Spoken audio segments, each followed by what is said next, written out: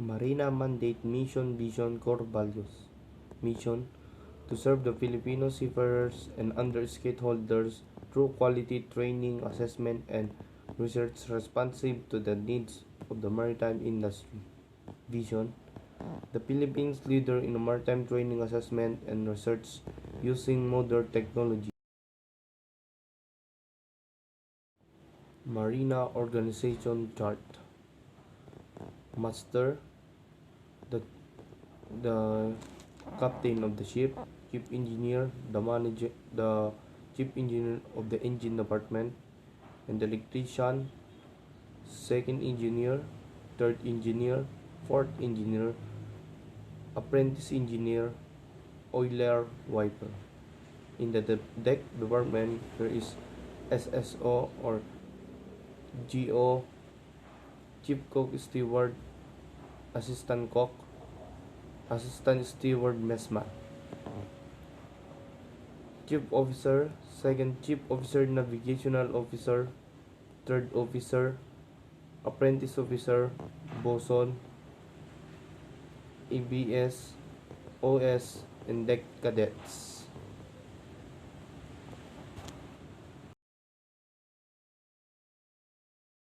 Marina officers for seafarers. Attorney Herndin N. Fabia, Administrator. Deputy Administrators: Engineer Nanette Z. Villamor Diponal, Office of the Deputy Administration for Operation, and Sonia B. Malwan, Officer in Charge, Office of the Deputy Administrator for Planning. Service Directors: Samuel L. Batalla, Officer in Charge, Office the Executive Director of STCW Office. Captain Vicente C. Navarro, Officer in Charge, Office the Deputy Executive Directors of STCW Office. Engineer Ronald P. Bandalya, Officer in Charge, Enforcement Service. Virpic Paul C. Erese, Officer in Charge, Domestic Shipping Service. Engineer Janity Nor Esibal, Officer in Charge, Maritime Safety Service. Engineer Ramon C. Hernandez, Director 2, Shipyards Regulation Service. Attorney Maria Rowena B. Mobila, Director 2, Franchising Service. Asenio F. Ligad 2, Director 2, Manpower Development Service. Attorney Sharon De Chavez Aledo, Director 2, Legal Service. Rasilia C. Hara, Officer in Charge of Overseas Shipping Service. Luisito U. De Los Santos, Director 2, Planning and Policy Service. Lina N. Makura, Officer in Charge of Management Information System Service. Nenity S. Atienza, Director 2, Management, Financial and Administrative Service. Attorney Jean Ver Pia, Maritime Attached London. Regional Directors: Engineer Mark Anthony P. Pasqua, Director 2, Marina Regional Office of NCR. Attorney Maximo I. Banares Jr., Director 2, Marina Regional Office 1 and 2. Engineer Rizal J. Victoria, Director 2, Marina Regional Office 4. Engineer James B. Vega, Director 2, Marina Office, Regional Office 5. Jeffrey A. Bagsa, Director 2, Marina Regional Office 6. Engineer Manuel B. Carpio, Director 2, Marina Regional Office 7. Attorney Joseba A. Caldum Buco, Director 2, Marina Regional Office 8. Galileo M. Garcia, Office in Charge, Marina Regional Office 9. Annabel P. Lagas, Director 2, Marina Regional 10. Felisa N. Orogan, Director 2, Marina Regional Office 11. Farida B. Guarino, Officer in Charge of Marina Regional 12. Engineer Bernardo A. Polo, Director 2, Marina Regional 13. Marina Training Institute: Ruby S. Badoy, OIC Training Director, Marina Training Institute. Marina mismo online system. The Maritime Industry Authority Marina wishes to inform the public, especially Filipino seafarers, that only an official only system on Maritime Industry Authority or Marina is the Marina Integrated Seafarer Management online mismo system that may be accessed through this in our country.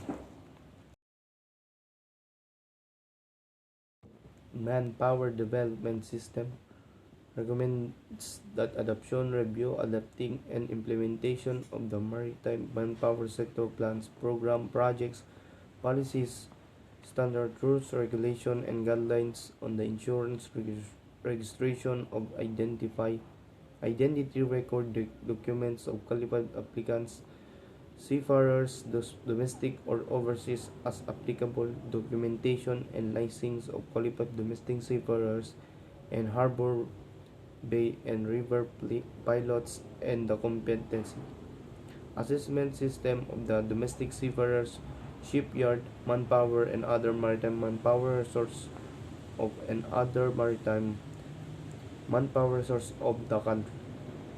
Recommends recommends establishment, updating, and implementation of a system of developing and maintaining a reserve reservoir of trained maritime manpower to meet the current and future needs of the maritime manpower industry in collaboration with concerned units of the authority relevant of government agency and private sector.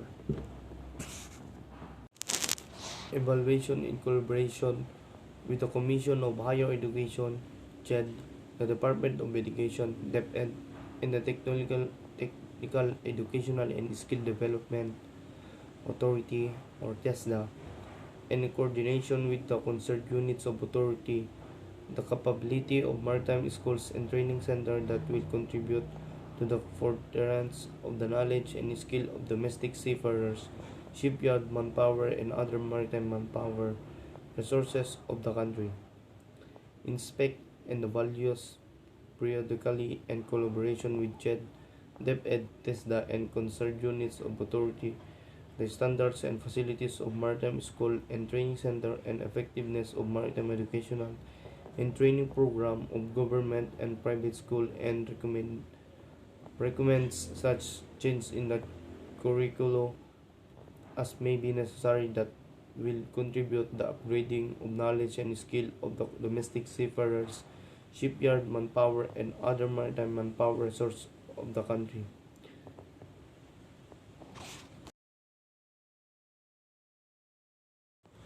Seafarers Identification System. A seafarer's identification document is a stand-alone identity document confirming that the holder in a seafarer is not a travel document.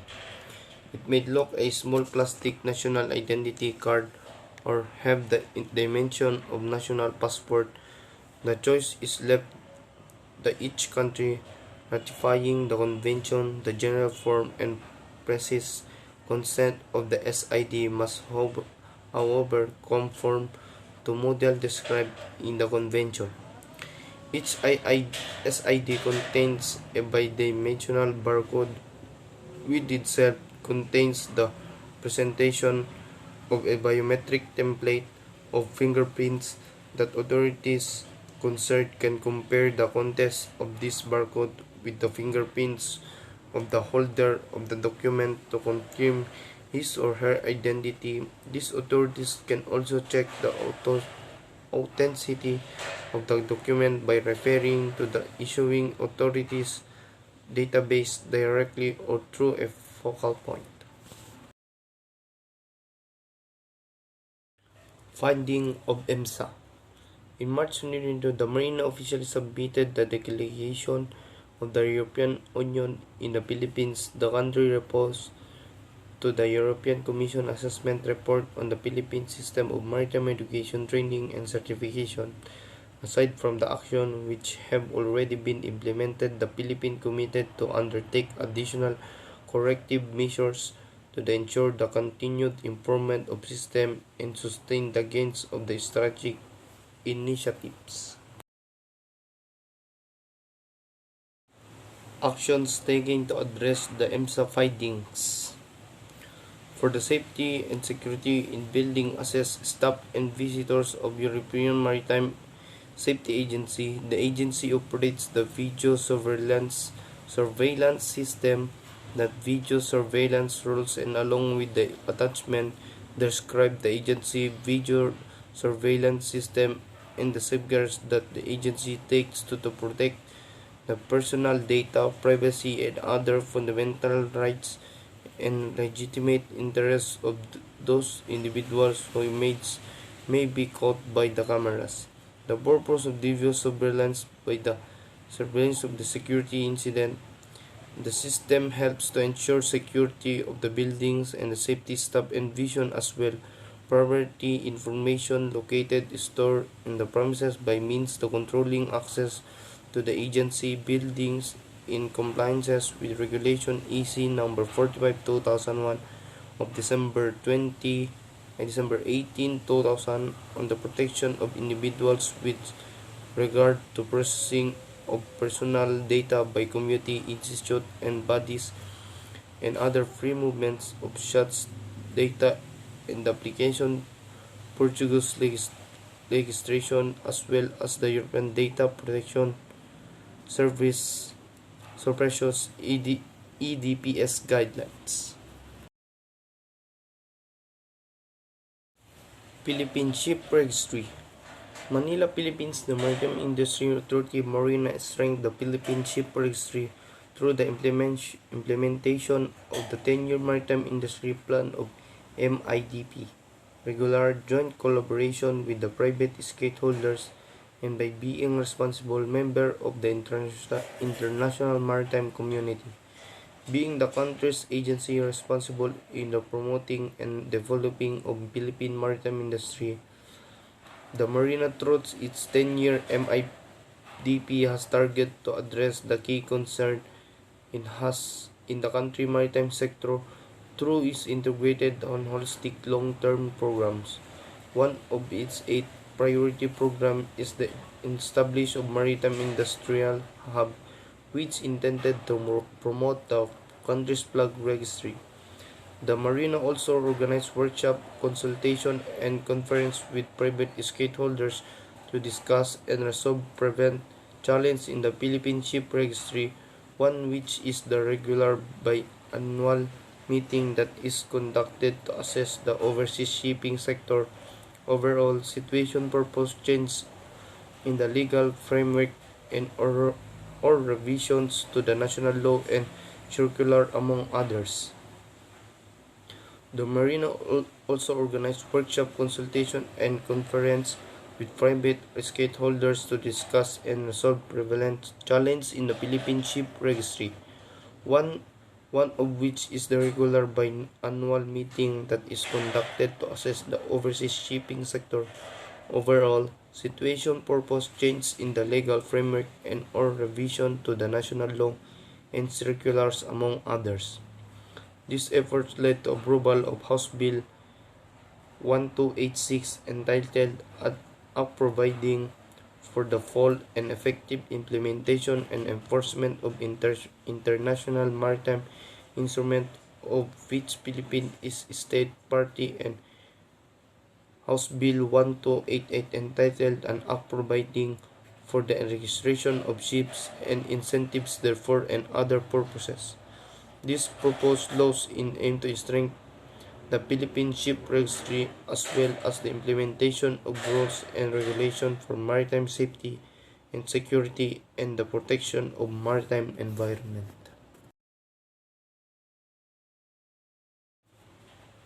Condotel for Seafarers. Manila Department of Transportation, Marina Party List, and Associate Marine Office of the Seamen's Union of the Philippines, AMUSOP, formed an alliance during the Maritime Industry Authority Marina celebration of the 47th anniversary on 17 June 2021 by signing by Memorandum of Understanding MOU on Condotel for Seafarers. The agreement is a part of the commitment is recognizing the Filipino seafarers who play a vital role in the growth and development of the Philippine economy through their local employment, taxes, foreign remittance, and other economic activities. Considering that Filipino seafarers come from the different islands in the country and the most shipping and the mining employers are based in the National Capital Region or NCR, the parties together with the whole maritime sector understood the importance of this initiative as this will give seafarers a decent temporary living quarters in the NCR while waiting to be deployed on board ship, retaining from deployment and those employed in inter-island shipping.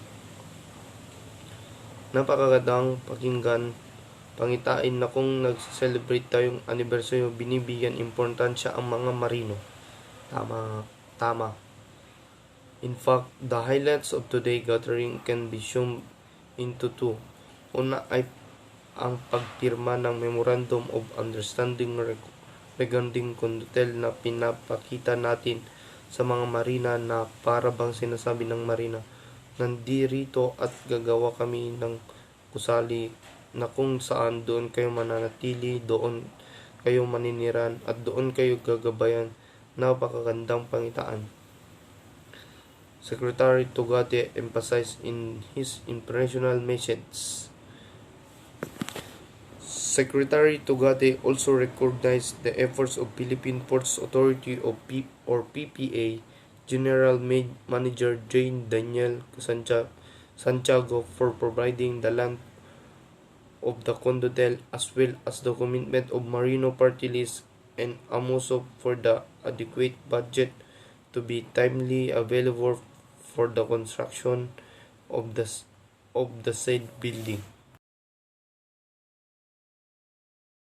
Hero Foundation was instituted in 1988 as there was growing and continuing requirement to help the families of fallen soldiers. They approached a group of distinguished leaders of business and industry of the country and appealed for help.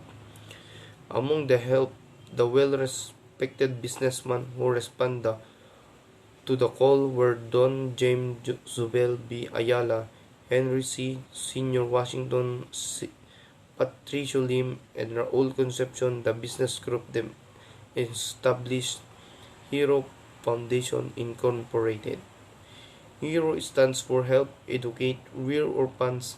Since then, the foundation has been providing educational support to military orphans, to financial supports, help keep orphans school at cover much needed requirements such as school supplies, transportation, meals, and even portion their tuition fee.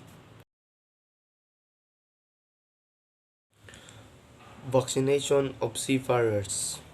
The International Maritime Employees Council or IMEC and the International Transport Workers Federation have seen the beginning of the COVID-19 pandemic work closely together to ensure that seafarers are kept safe from the coronavirus and that crew change continues with minimum disruption. Throughout the pandemic, seafarers have ensured that the globally supply chain continued to deliver goods despite the restriction, and it's essential that these key workers are priorities when it comes to life-saving vaccine. Several vaccines have now been authorized in different countries and more are gaining official authorization on a regular basis. Some countries have been already started mass vaccine campaigns and where staff allow it also vaccine foreign seafarers in the ports.